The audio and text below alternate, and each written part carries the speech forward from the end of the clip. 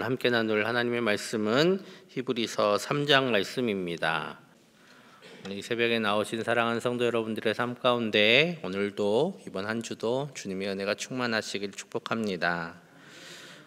이미 들으셨겠지만 히브리서의 독자는 누구냐면 히브리서잖아요. 여러 지역에 살고 있던 히브리 사람들, 즉 유대인들을 향해서 이 히브리서가 적혀 있습니다. 그래서 읽다 보면 굳이 왜 이런 이야기를 하고 있을까 하는 의문점이 있습니다. 왜냐하면 우리는 히브리 사람들이 아니잖아요. 유대인들이 아니기 때문에 좀 이렇게 우리한테 굳이 왜 이런 말을 했을까 하는 그런 의문들도 있을 수 있습니다. 히브리서의 독자들은 12제자들처럼 또 예루살렘에서 처음 예수님을 믿던 사람들처럼 대부분 유대인이면서 예수님을 믿는 성도들입니다. 그 당시 각 교회의 성도들은 굉장히 어려운 상황 속에 살고 있었습니다. 예수 믿는다는 것 자체로 사회적이고 또 종교적인 여러 가지 박해들 살아가기가 쉽지 않고 심지어 경제적으로도 경제 생활이 불가능해지는 그런 상황 속에서 신앙생활을 하고 있었는데요. 그 가운데 유대인으로서 신앙생활을 하고 있는 성도들은 그 모든 것들에 더해서 유대인이기 때문에 받는 압력이 또 있었습니다. 특히나 유대인들이 자기 이제 옆에 살고 있는 사람들 이 사람이 유대인인 줄 아니까 계속 다시 유대교로 돌아와라라고 유혹하는 것이죠. 그리고 여러 가지 압박과 핍박도 함께 하고 있었습니다. 그래서 이 때문에 1, 2장 초반에 그리고 이 앞쪽 부분 히브리서 앞쪽 부분에 예수님께서 우리에게 주신 복음이 하나님께서 모세에게 준 율법보다 더 우월하다라는 것을 계속해서 논증하고 있는 이유도 이런 유혹 가운데 흔들리고 있는 유대인들에게는 꼭 필요한 말씀이었기 때문입니다. 1장과 2장에 보면 천사와 예수님을 비교하는 장면이 나와요. 저희는 그 천사에 대한 특별한 그런 감흥이 없지 않습니까? 저희 장로교회 교인들은 막 천사 그런다고 막 그렇게 가슴 울리고 그런 느낌이 전혀 없지만 그 당시 이 유대교 내에서는 율법을 이 천사에 대한 이야기들이 많이 나옵니다. 그리고 이 천사들은 하나님과 사람 사이를 이어주는 일종의 권위의 매개체가 됐습니다. 그래서 1, 2장에 천사가 많이 나오는 이유는 그 당시 사람들이 천사가 모세에게 율법을 전해줬다라고 믿고 있었기 때문입니다. 그래서 유대인들이 그렇게 믿고 있었기 때문에 하나님의 천사가 가져다주는 율법보다 왜 예수님이 우리에게 주신 복음이 더 우월하냐라는 것을 그 유대인들에게 논증할 필요가 있었던 것이죠. 그래서 왜 그런 일들을 했느냐는 2장에 이렇게 이야기합니다. 2장 2절에 천사를 통하여 하신 말씀이 견고하게 되어 모든 범죄함과 순종하지 아니함이 공정한 보응을 받았거든 이라고 말씀을 하면서 그 당시 사람들이 율법을 천사가 주었기 때문에 하나님의 권위를 가진다 이렇게 이해하고 있었음을 알 수 있습니다. 이 때문에 2장에 걸쳐서 무려 2장에 걸쳐서 천사를 통하여 하신 율법보다 예수님을 통하여 주신 복음이 더 완전하다. 왜냐하면 천사보다 아들이 더 높기 때문이다. 더 나았기 때문이다. 더 큰 권위를 갖고 있기 때문이다 라고 논증했습니다. 이제 남은 것은 무엇이냐면 그러면 천사에게 율법을 받은 모세, 그 모세보다 예수님이 더 크냐라는 것을 논증을 해야 되는 것이죠. 그래서 이에 대해서 두 가지로 논증을 하고 있습니다. 먼저 2절에서 4절에는 이렇게 말씀합니다. 그는 자기를 세우신 이에게 신실하기를 모세가 하나님의 온 집에서 한 것과 같이 하셨으니 그는 모세보다 더욱 영광을 받을 만한 것이 마치 집 지은 자가 그 집보다 더욱 존귀함 같으니라. 집마다 지은 이가 있으니 만물을 지으신 이는 하나님이시라 라고 말씀하십니다. 얼핏 보면 좀 무슨 얘기인가 싶은데 어떤 말이냐면 모세는 하나님의 집을 위해서 열심히 일을 했습니다. 근데 예수님께서는 그 집을 지으신 하나님을 위해 열심히 일을 했습니다. 그러면 이 두 사람 중에 누가 더 큰 일을 한 것이냐라고 이야기하면서 집보다 하나님이 더 큰 거다. 하나님께서 이 집을 지으셨지 않느냐. 그렇기 때문에 이 하나님께 신실하신 예수님이 모세보다 더 큰 권위를 갖는다. 먼저 이렇게 논증을 한 것이죠. 그래서 예수님이 모세보다 더 큰 영광을 얻을 자격이 있다라고 오늘 말씀하고 있습니다. 그리고 또 다른 방식으로 한 번 더 모세보다 예수님이 더 큰 권위를 가지심을 말씀합니다. 5절과 6절 상반절에 또한 모세는 장래에 말할 것을 증언하기 위하여 하나님의 온 집에서 종으로서 신실하였고 그리스도는 하나님의 집을 맡은 아들로서 그와 같이 하셨으니 라고 말씀하면서 모세는 종으로서 그렇게 했고 예수님은 아들로서 그렇게 하셨기에 아들이신 예수님이 모세보다 더 큰 권위가 있다라고 히브리서 기자는 설명하고 있습니다. 사실 이런 설명은 이방인인 우리한테는 그렇게 큰 감흥이 없어요. 그렇죠? 막 그거 이 말씀을 들으면서 막 감동이 되고 막 그렇지 않으시잖아요. 그렇죠? 예. 하지만 유대인으로서 살아가고 있던 그들에게는 아주 필요한 말씀이었습니다. 예를 들면 이런 겁니다. 유교를 따라서 제사에 열심인 사람이었어요. 그리고 자기 주변이 다 유교에서 열심히 제사 지내고 조상에게 복을 받아야 된다고 믿고 있는 사람들 속에 있는 이 사람에게 예수님이 공자보다 맹자보다 더 큰 분이다라고 이야기하는 것. 그리고 내 주변이 다 불교에 심취한 사람이에요. 다 절에 가서 부처님을 섬겨요. 그런 사람에게 예수님이 부처보다 더 옳고 크신 분이다라고 논증하는 것과 지금 같은 내용입니다. 차라리 완전히 다른 종교라면 모르겠어요. 그러면 그냥 아예 픽 돌아서서 나와버리면 되니까. 그런데 유대교와 기독교는 뿌리가 같단 말이죠. 거의 처음에는 같은 종교인 줄 알았어요. 다 그래서 유대인들이 예수님을 믿었던 것이죠. 그렇기 때문에 오히려 더 갈팡질팡하고 있는 성도들에게 이러한 논증, 이러한 말씀은 꼭 필요할 뿐만 아니라 그들이 자기들을 공격하고 유혹하는 유대인들, 다른 유대인 자기들 가족들일 거 아니에요. 그들에게 자기들의 신앙을 지킬 방패가 되기도 하는 것입니다.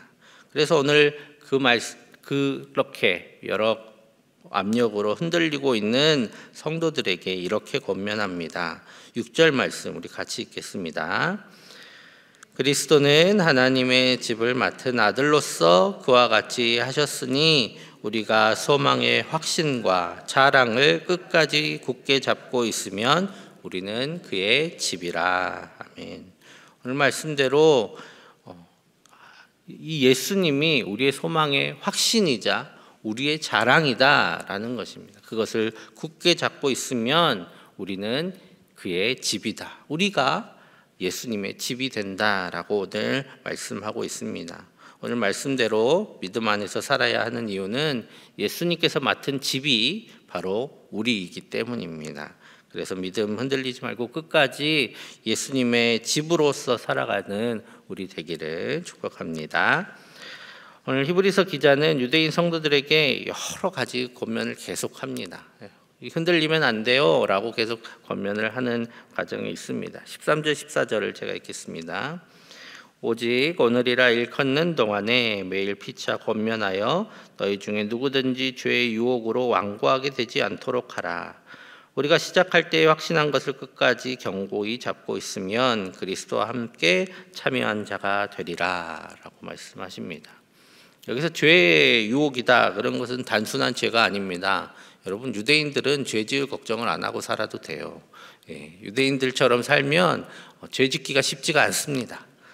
죄 지을 유대인들이다라고 얘기하는 것은 그들이 여전히 율법을 지키고 있다라는 거예요. 제사를 지내지 않고 할례도 행한 사람들이죠.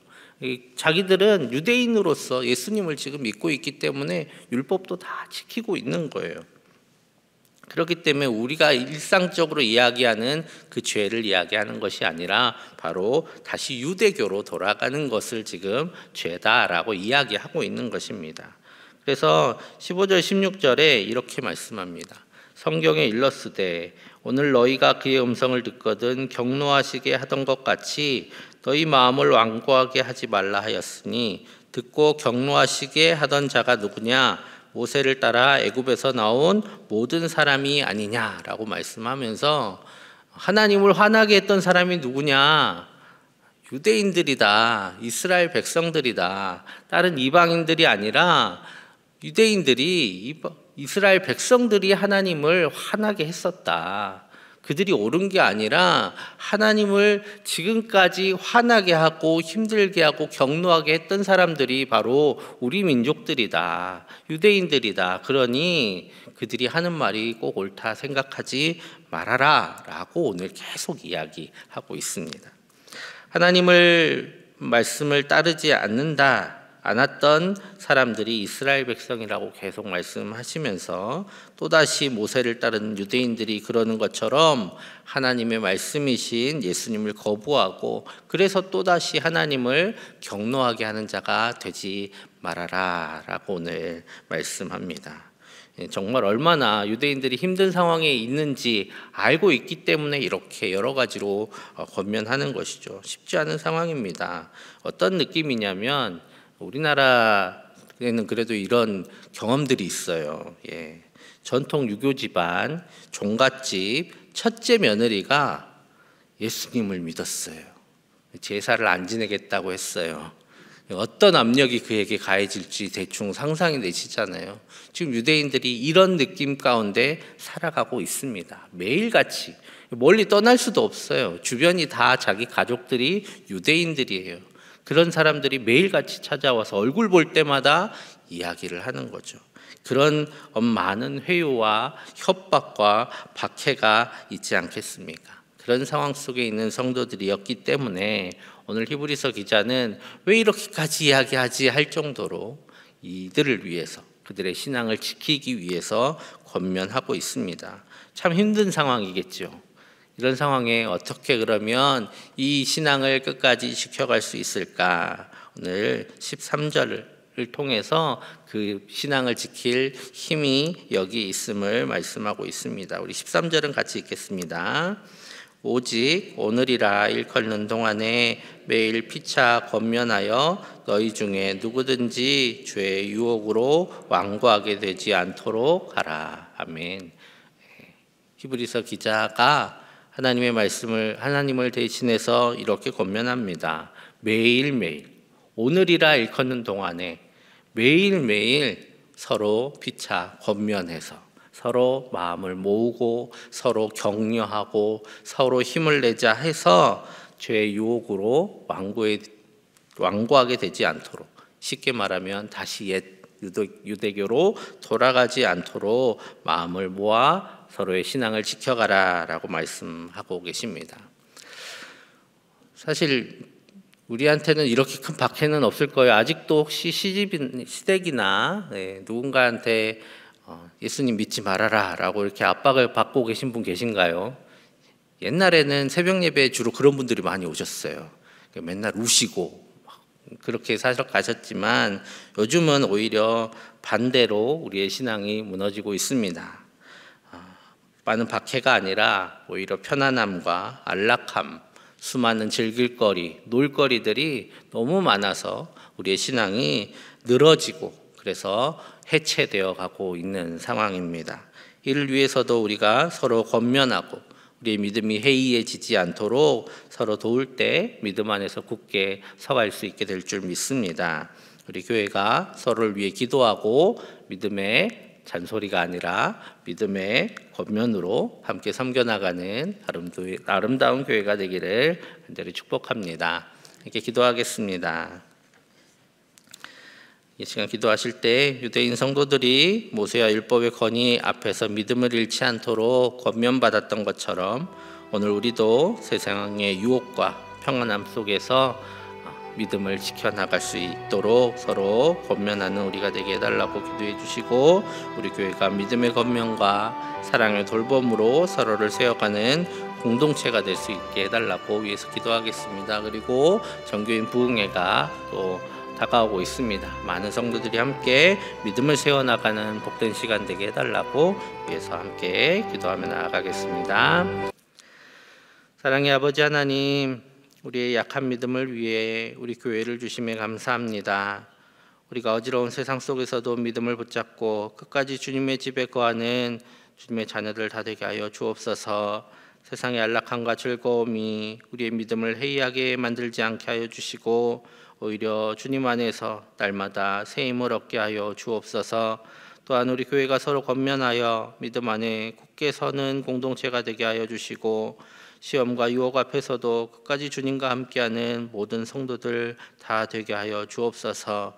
이 시간 주님 앞에 드리는 기도 가운데 주님 응답하여 주시고 오늘 하루도 주님의 은혜로 승리케 하여 주옵소서. 예수님의 이름으로 기도하옵나이다. 아멘.